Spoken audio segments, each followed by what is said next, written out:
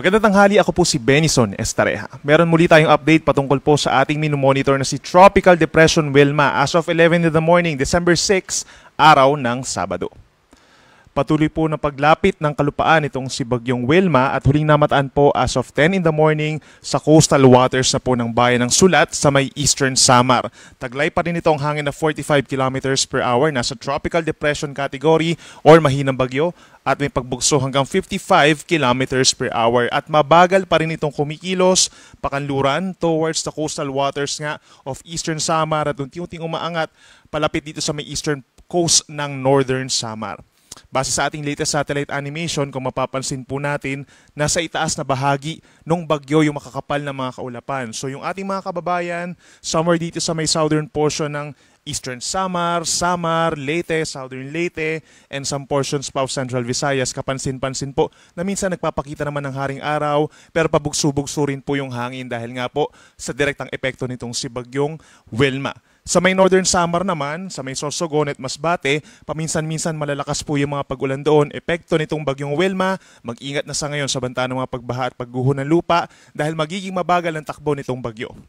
Habang dito naman sa natitirang bahagi ng Bicol Region, sa may Quezon, maging dito rin po sa may Marinduque, Romblon at hilagang bahagi ng Panay Island, madalas na yung mga pag-ulan po, mga light to moderate with at times heavy rains at posibleng lumakas pa yan hanggang mamayang gabi. Yan po ay epekto ng shear line o yung banggaan ng malamig na amihan at ng mainit na easterlies. So pag nagbabanggaan itong malamig na hangin at mainit na hangin, ang tendency may mga makakapal na mga kaulapan at yun yung shear line na siya nagdadala rin po ng malalakas na mga pag-ulan. Sa ngayon yung amihan natin or northeast monsoon, nagdadala rin po ng maulap na kalangitan dito sa may eastern sections of northern and central Luzon. So yung Cagayan Valley, Cordillera Region, Aurora, madalas yung makulimlim na panahon. Sasamahan din yan ng may kalamigang panahon lalo na po sa madaling araw at meron lamang mga light to moderate rains nga. Yung mga hindi natin nabanggit na areas dito sa may Luzon, kabilang po ang Metro Manila, partly cloudy to cloudy skies pa rin at may tsansa lamang ng pulo-pulo at mahinang pag-ulan. Sa Mindanao, itong portions po ng Caraga Region, Northern Mindanao, Zamboanga Peninsula, may mga kalat-kalat na ulan pero hindi naman po yan tuloy-tuloy, no? At hindi rin naman kalakasan. Epekto rin itong si Bagyong Wilma at fair weather conditions naman sa may southern parts pa of Mindanao, sasamahan lamang ng mga pulupulong pag-ulan. At base sa ating latest satellite animation, wala naman tayong namamataan po na panibagong low pressure area or bagyo na susunod itong kay Bagyong Wilma. Sa susunod po yan na linggo. Base sa pinakahuling track ng Pag-asa, inaasahan nga po sa susunod na 2 araw or hanggang bukas, magiging mabagal ang pagkilos ng bagyo. Yung landfall niya, most likely dito po sa may Eastern Samar, pero umaangat nga ng bahagya. No? Posible rin tumama dun sa may eastern part of Northern Samar. Regardless, within the next 24 hours, kikilos ang bagyo dito sa may Eastern Visayas ng napakabagal, mabababad po sa malakas na pag-ulan ng ating mga kababayan po doon, maging dito rin sa may Bicol Region dahil pa rin sa shear line. Inaasahang kikilos ang bagyo westward, so pagsapit bukas ng gabi, nakalampas na ito ng Panay Island at nasa may Sulusi na. Bukas ng gabi hanggang sa Monday ng umaga, kikilos ang bagyo dito sa mahilagang bahagi po ng Palawan at pagsapit ng Monday ng tanghali hanggang sa may Tuesday na umaga po, ito yung nasa may West Philippines din na at lalabas po ng ating area of responsibility Tuesday ng umaga. In terms of intensity, nakikita natin na magiging mahina pa rin po itong bagyo na ito. No? Malaking factor sa kanyang pagiging tropical depression lamang ay yung pagpasok nga po ng malamig at tuyong hangin. So nandyan yung factor kung saan napipigilan talaga yung paglakas niya bilang isang storm or typhoon at maging super typhoon. And climatologically, no, kapag ang mga bagyo ay tumatama sa ating mga kalupaan at kapag mas maraming lupa ang tinatamaan po nito, nababasag o nasisira yung kanyang circulation dahil dun sa friction effects, kaya napipigilan din yung kanyang pagganda ng ikot. No? Kaya meron tayong scenario sa ngayon or hindi natin nirule out yung possibility na maging low pressure area po ito habang binabagtas itong Visayas base sa ating latest bulletin.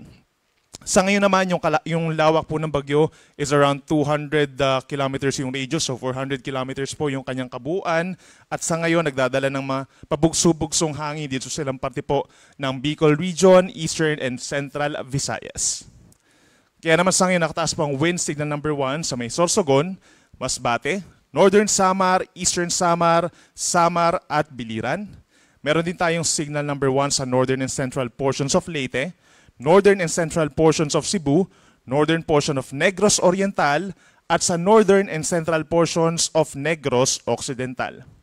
Meron din tayong signal number 1 sa Aklan, Antique, Capiz, Iloilo at Guimaras, Romblon, southern portion of Oriental Mindoro, southern portion of Occidental Mindoro, at dito rin po sa northeastern portion ng Palawan, kabilang na ang Cuyo and Calamian Group of Islands. Kapansin-pansin po na tinanggal na natin yung mga wind signals dito sa may Surigao Provinces, Dinagat Islands, Southern Leyte, dito sa may southern tip ng Leyte Province, maging sa buong Bohol, tinanggal na po natin yung wind signal number 1, southern portion of Cebu, southern portions din po ng Negros Oriental, central and southern portions, at ilang bahagi pa ng central Negros Occidental. Yan po ay dahil dun sa pagliit nung diameter o yung lawak ng bagyo, yung radius niya dun sa ilalim na bahagi ng bagyo. Pero sa itaas na bahagi, mas malawak, kaya mas nararamdaman po yung mga pabugso-bugsong hangin dito sa may areas na merong signal number 1. Para rin sa ating mga naglalayag po ng mga kababayan, kapag po meron tayong wind signal, para po sa inyong para rin sa inyong safety, ay pagbabawalan muna kayo na pumalaot. Pero the moment po na matanggal yung inyong mga wind signals, pakipag-coordinate po sa inyong mga local coast guards po for possible resumption ng inyong mga sea travels. At para naman sa ibang lugar, dito sa ating bansa, meron din pong epekto yung outer portion nitong si Bagyong Wilma at yung malakas na amihan, magdadala rin ito ng pabugso-bugsong hangin. Ngayon at bukas, halos buong Luzon. Meron din mga gusty conditions, gayon din ang buong Visayas at Zamboanga Peninsula kapag kayo ay walang wind signal. Samantala, pagsapit ng Lunes, most of Luzon pa rin po, except kung magkakaroon ng wind signal dito sa may Palawan, asahan pa rin yung pabugso-bugsong hangin dulot ng habagat. Para naman sa lagay ng ating mga magiging pag-ulan po sa susunod na 3 araw, aasahan pa rin yung epekto ng malalakas sa ulan nitong si Bagyong Wilma, lalo na doon sa ibabaw na bahagi nga ng bagyo, at maging dito pa rin sa shear line o yung banggaan ng mainit at malamig na hangin. Asahan yung 100 to 200 mm sa dami ng ulan within 24 hours or hanggang bukas ng tanghali sa may Northern Samar, Sorsogon, Masbate at Romblon. Yan po ay dahil kay Bagyong Wilma. Ito namang Samar and Eastern Samar as well as Biliran, posible pa rin yung 50 to 100 mm sa dami ng ulan sa susunod na 24 oras. At dito rin po sa may buong Panay Island, magsisimula yung malalakas sa mga pag-ulan mamayang hapon at maaaring magtagal bukas ng tanghali dahil din sa bagyo. Yung shear line naman, o yun ngang convergence po ng mainit at malamig na hangin, magdadala rin po ng matinding ulan sa kasalukuyan sa may Camarines Norte, Camarines Sur, Catanduanes, and Albay, paminsan-minsan, or magiging madalas na po yung mga intense na mga pag-ulan. Lagi magantabay sa ating mga heavy rainfall warnings. Habang dito naman sa may Quezon, Marinduque, and Oriental Mindoro, nasa 50 to 100 mm ang dami ng ulan sa susunod na 24 oras. Ngayon pa lamang po, binabalaan na natin yung ating mga kababayan sa posibleng mga pagbaha, lalo na doon sa mga low-lying areas, yung pagguho ng lupa sa mga mountainous areas, at yung pag-apaw ng ating mga kailugan. Madalas po or mataas ang tsansa kung dito po sa may mga orange na hanggang 200 mm ang dami ng pag-ulan. Pagsapit naman po bukas ng tanghali, ito yung time kung saan nasa may Western Visayas na yung bagyo at kikilos na dito sa may parting Northern Palawan. So mababawasan yung mga pag-ulan natin simula bukas ng tanghali sa malaking bahagi po ng Kavisayaan at maging dito rin sa may Kabikulan. So 50 to 100 mm ang posibleng dami ng ulan dito sa may Occidental Mindoro, Palawan, Oriental Mindoro at Romblon. Yan po ay dahil kay Bagyong Wilma.